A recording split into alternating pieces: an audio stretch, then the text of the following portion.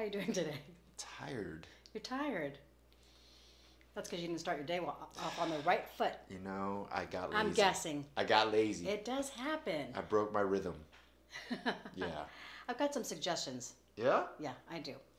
So stay tuned on the next episode of The Mac Show. Yes.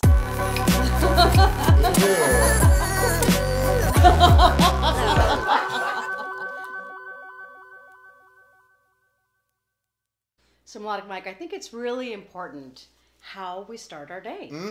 Absolutely. So today's episode is all about how do you start your day? We've got a few suggestions for you on how we start ours, or at least how I start mine. How do you start yours? I don't really know how you start your day. You first this time. I knew he was going to do that to me. I want to know. Okay. Because you have so much energy. I'm trying to figure this out. Oh, good. I'm Yes. glad.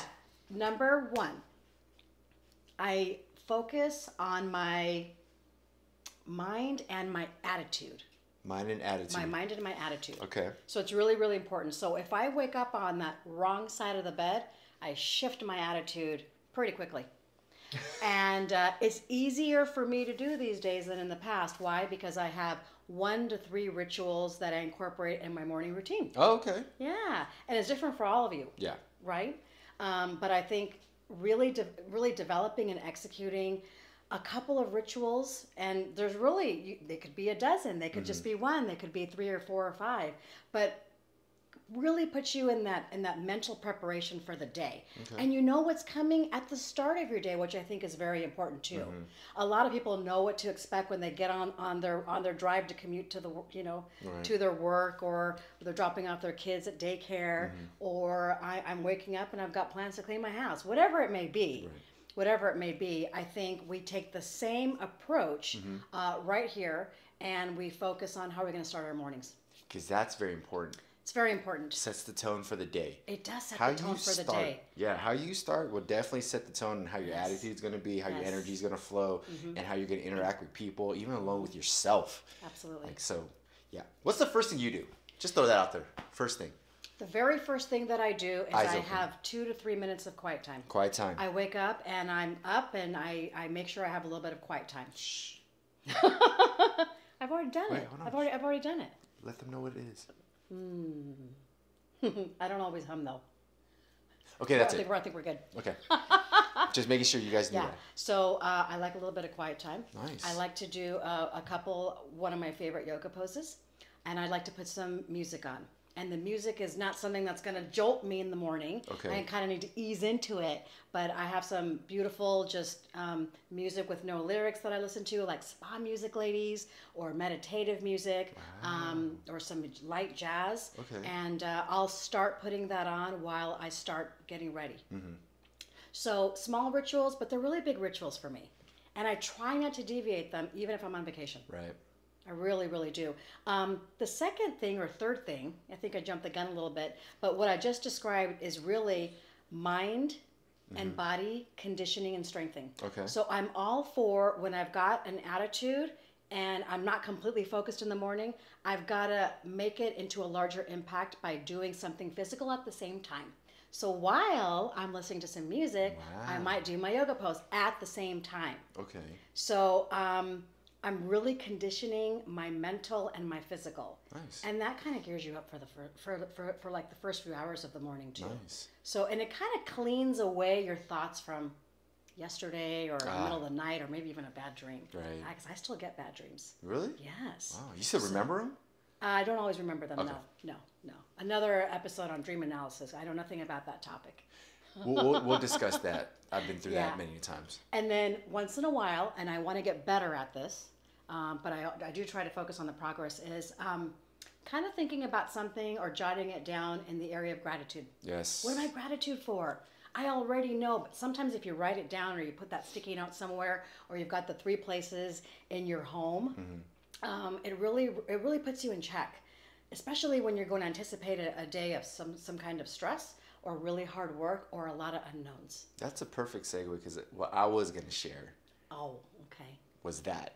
My initial thing when eyes pop wide open is I scoot up on my bed and I take the first 60 seconds to 2 minutes of just being thankful and being grateful for everything in my life. Even the little things, right? Having a toothbrush, hot showers, meals, just waking up in the morning. Just setting the tone of just being grateful. I think that's great. You know, and just being thankful for the things that you have. You know, you still have family in your life. You still have a dog. I mean, little things. You can drive a car. If you're fortunate enough that you have a car, you have a car, right? Think about it. You're fortunate enough to have access to the internet to see us right now.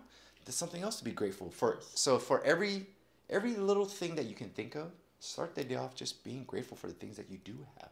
Stop seeking elsewhere. But that's how I started. Yeah. But what about the folks that don't have two parents, that pet they've always wanted, their health? You know, I'd be really interested to hear from a wide variety of individuals that really have not as much and how they really persevere through that. Because not everybody does. Yeah, not everybody does, but the ones that do, they're my heroes, aren't they? That's the thing I was going to say. The people that actually have stories, a smaller life, or like a minimalist life, I found them to be more grateful than anything. Actually, even more wise in a lot of areas of life, because they've learned how to attach, detach, do a lot of internal reflection and analysis, and we talk a lot about that in our episodes, and I think that really starts transforming somebody. And you see folks in corporate America, high wig execs that leave everything after 25 years of being successful and take a simple approach and really want a life of more detachment. So I don't want to move away from our topic, but it's really the decisions that we make in the morning that really can make a difference during the day. Yeah, they really, really can. And the day's about you. I remember when I was going through some hard times, and I used to have a mentor. And I'd be calling her at 10:30 in the morning, no matter what time of week it was. And I would say, my day's not getting better. I'm upset about this. I'm mad at him. I can't do this. This is not working. It's been too much time and nothing's changing. Wow. She said the most profound thing: start your day over. It's 10:30 in the morning. Start your day over. Yes. How do I do that? You've got to find a solution how to start your day over. That really resonated with me, just that one statement. And that became part of my mental ritual when I start feeling down or overwhelmed by the day. You can start your day over. It could be 3:30, it could be noon. What have absolutely. You. Yeah. Yeah, I love that. I'm really grateful for that. I want to throw another thing out there. Great. So for some people, have you ever like just woken up and everything's like, I gotta go, I gotta do this, I gotta do this, I gotta do this? Overwhelming. And you start your day just frazzled, right? And you have so many things you got to do. I know some people love their sleep, and we all will, say the same thing. Oh, I wish I could sleep more. I do. See? But if you wake up 5-10 more minutes ahead of time, just so you can take care of something so you don't get crazy busy. It's hard to do sometimes. 5 minutes is nothing, and yet it's such a long amount of time. It's a long amount of time. So you're saying practice until it becomes a new pattern.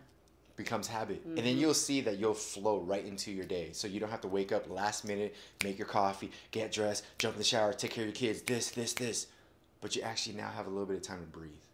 And that will really just set the tone for the day that you can actually just enjoy instead of being so like frazzled. Well, thanks. I'm Nita Kay, and this is MelodicMic. We'll see you next time. This is the Mac Show.